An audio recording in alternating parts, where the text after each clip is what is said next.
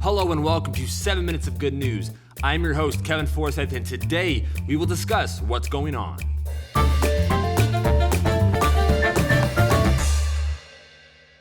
As many of you are aware, graduations are right around the corner. Class 2020, we want to commend you for all you've accomplished throughout this past year. Whether you're graduating preschool, you're a senior in high school, or you're receiving your master's degree, we commend your hard work, and KCAC congratulates every one of you. I know many of you will not participate in physically walking down an aisle and receiving your diploma, but don't let that dim the light on all you have achieved. Give it up for the class of 2020. Congratulations!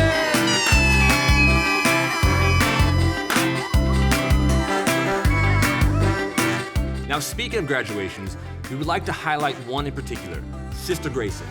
Sister Grayson just received her master's in psychology and celebrated her birthday. Happy birthday, Sister Grayson. CSA put together a drive-by celebration, and we were able to acknowledge Sister Grayson and all her great accomplishments. Stay tuned to the end to watch the church congratulate Sister Grayson. Moving on to today's DIY, we're going to be showing you how to make a homemade hanging bird bath.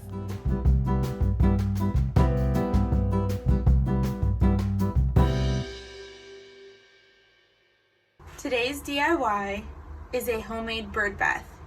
All you will need is a firm placemat, the bottom plate of a plant pot, rope, and you can use wire in or out, just any type of rope of this size, or any rope really. Plant trimmings, they can be real or fake. Some mixed pebbles, and these can be any color or size that you prefer. You're going to crisscross your rope. You can even loop it around just so it's secure, like that. And you're gonna place it at the bottom of your placemat. It's gonna go just like that, and it's coming out in all four directions is what you want for the rope. Then you're going to place your pot holder on top for weight. And now you have 4 ropes combining at the top, just like that. So we can just kind of knot this for later because we're gonna tie it and hang it. Then you're gonna stick your pebbles in there.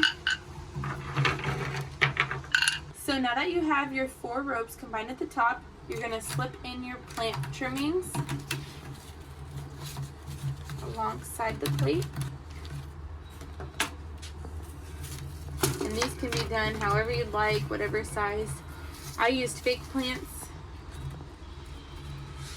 It's going to be just like that and ready to hang. Now you're going to hang your bird bath.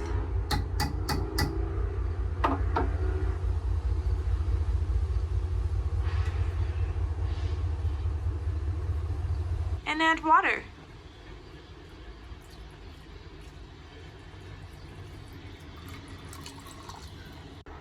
And there you have it, a homemade bird bath.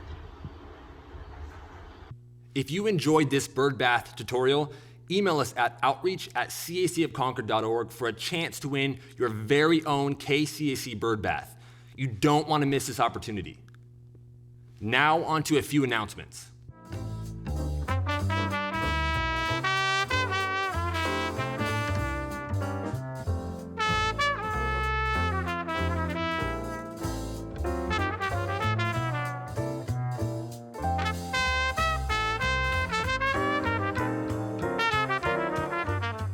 Now on to our bread of the day.